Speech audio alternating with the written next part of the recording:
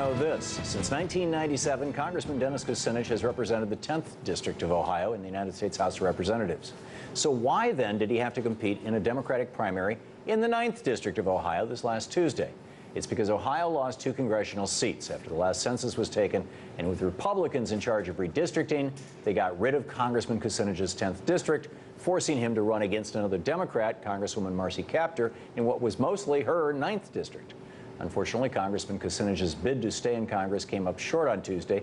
That means for the first time in 15 years, the people of Ohio will not be represented by Dennis Kucinich, a true champion for the middle class and one of the strongest voices for peace around the world. So what does losing one of its most progressive members mean for the Democratic Party and for America? And where does Congressman Kucinich go next? Here to share some insights on those questions is Congressman Dennis Kucinich himself, the representative of Ohio's 10th District. Welcome, Congressman. Hi, Tom. Good to be with you. There is so much going on in the world that I'd love to get your opinions on. First of all, any thoughts or comments that you just want to make about, you know, the race, the process, the redistricting, the Republican dirty tricks? There's a lot of people watching right now who have had reversals in their life, who have had their own defeats.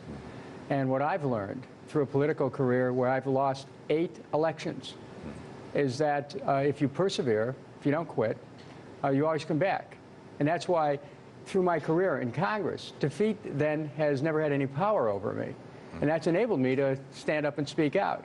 So in a way, losing further empowers you to be able to take the next step to be aggressive in speaking out on behalf of the truth. Amen. It reminds me of Abraham Lincoln, who lost a bunch of elections and then boom, you know. But also the old, I guess it's a cliche, but cliches are cliche because of the truth. You know, every time a door closes, another one opens. Any thoughts on what might be opening, or are you just wide open? Well, one of my wife and I have a favorite poem that has a line in it that says that my heart's as open as the sky.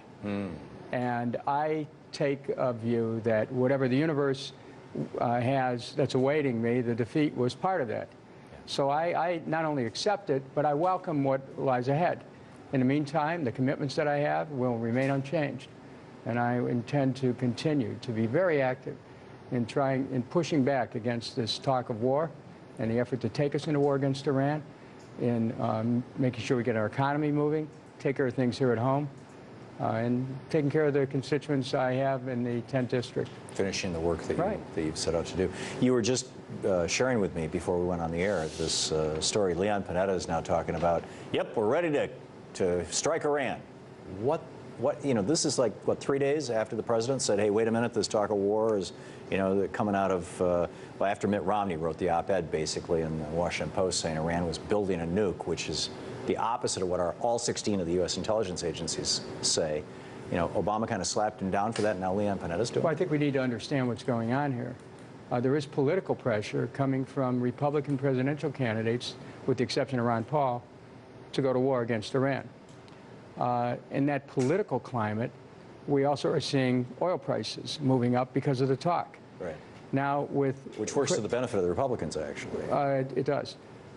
But also, you have the president having given a speech to AIPAC saying, stop this loose talk of war. And as you point out, Leon Panetta now saying, well, you know, we're getting ready to strike if we have to. I think what's happening is the administration's sending 2 different signals. They're sending a signal to Israel, don't you launch an attack, because if it's necessary, we will. That may or may not be true. And on the other hand, they're sending a message to Iran. Look, this situation's serious. If there's some more you can do to make some concessions, you should do it. So this is, but in this game that nations play, there's always the X factor, which is the unknown, that some party could take a step that could plunge us into a war. Right. Because when you start preparing for war, it makes war a little bit easier. And that party sometimes is in your own backyard. We learned when the LBJ tapes came out 2.5 years ago, that horrible tape of Lyndon Johnson talking to Everett Dirksen saying, in '68, saying, you know, he had a peace deal with the South Vietnamese, and he said the CIA wire intercepts had found the Nixon campaign telling the South Vietnamese, don't go to Paris, don't cut the deal, we'll give you a better deal if you wait until after the election.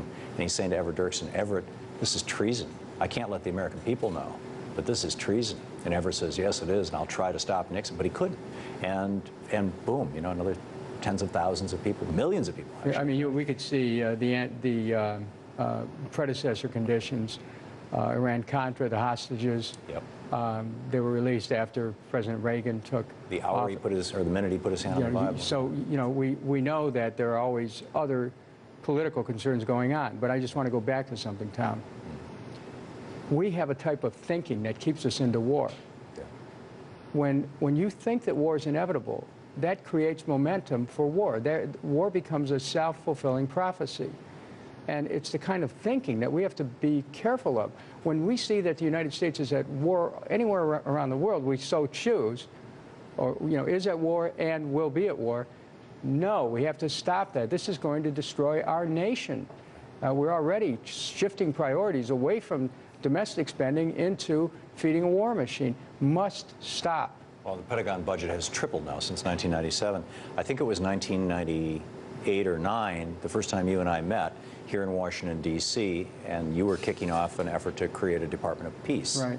And I thought that's a brilliant meme, you know, a brilliant idea. We have this Department of Defense. It used to be called the Department of War. They used to be more upfront about it. Well, when we look at the violence which is attendant not only in our international affairs, but perhaps particularly more significantly here at home, we have to challenge this idea that violence is as American as apple pie, that violence is inevitable. Why then is peace not inevitable?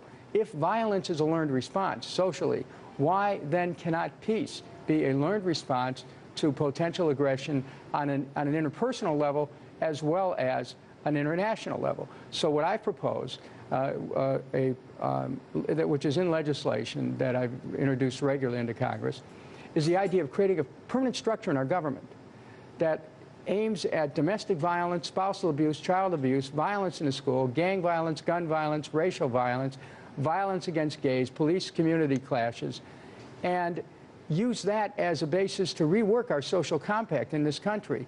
Not engineering, but give people some opportunities for assistance to show that there's another way to respond to situations. Teach children peace-giving, peace-sharing, mutuality, looking at the other person as an aspect of oneself. And then that's on a domestic level. And then on an international level, the president is equipped with advisors who would show ways to avert conflict instead of getting into them. Yeah, it's brilliant, and it's something that we should be doing. Can we talk politics a little bit? Hey. Okay. In Massachusetts, Elizabeth Warren was up, and then Karl Rove's PAC came out with some money, and the RNC came out with some money, and they ran a whole bunch of real slasher ads taking the kind of the rock-throwing tiny contingent of the Occupy movement, conflating her with it and taking a quote from her that was purely a political metaphor. Yes, I've thrown some rocks in my life, and making that, you know, how they ended. I mean, and now she's down and Scott Brown is back up. It's like they're preparing for November. And now in this post-Citizens United world, I heard from another member of Congress, this was 3 years ago, it was right after Citizens United. He said that a lobbyist had come to him and said, we've got about $500,000 to spend in your district. We can use it to build you up or destroy you. Which would you prefer? And I mean, that kind of real hardball is genuinely being played now? Well, it's Orwellian. Yeah. It's the inversion of meaning. It's right is wrong, wrong is right, true is false, and false is true. Orwell warned about this. Yeah. And what we have to do is get private money out of our elections. That's why I've introduced a constitutional amendment that would say public financing only, no private money whatsoever. Then you can have the hope of government in the public interest. Right now we have an auction called Congress, and policy goes to the highest bidder. And these attack ads are part of preparing the electorate for a kind of a closed, self-contained event, which an election is. I compare it to these snow globes. Mm-hmm. You shake them up and it snows. Yeah.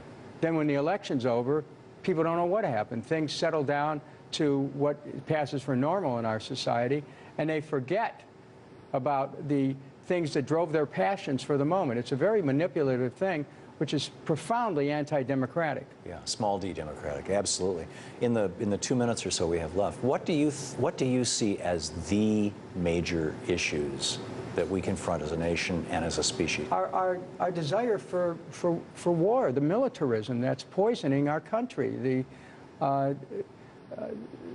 the attack on our civil liberties, the assumption of executives that they can take power of life and death over individual citizens. This is all part and parcel of a society that is losing its constitutional moorings. And so we need to assert what we're about as a nation. We need to start taking care of things here at home. All the money that we spend on these wars, if you can imagine what if instead we had spent them on rebuilding our educational system, making it possible for every young person to go to college, if we spent it on health care for all, creating jobs, making sure that no American would be without a home, shoring up Social Security and Medicare, we could have the shining city on a hill instead of a country going to hell. It's absolutely true. In the Senate today, the Keystone Pipeline fell just four votes short, but there was about 10 Democrats who voted for this thing. Is this just another symptom of a bought and paid Congress? Well, it's another symptom of the extraordinary influence of oil interest. I mean, there was a study for all to see that said that the oil interest would extract another $4 billion from American consumers if the Keystone Pipeline went through. That gas prices in our country will actually go up because of reallocation of supply and demand. So further manipulation. That's why oil has extraordinary influence. When you think about how they're using oil leases on land that belongs to the people of the United States, and then we get the privilege of buying oil from them at a jacked up price, and they then help to frustrate the development of alternative energy sources, all and telling us that this is the way it has to be. No, it's not the way it has to be. Amen. Thanks a lot. Congressman Kucinich, thank you so much. Thank you. Coming up after the break, as we approach the one-year anniversary of the Fukushima disaster, the people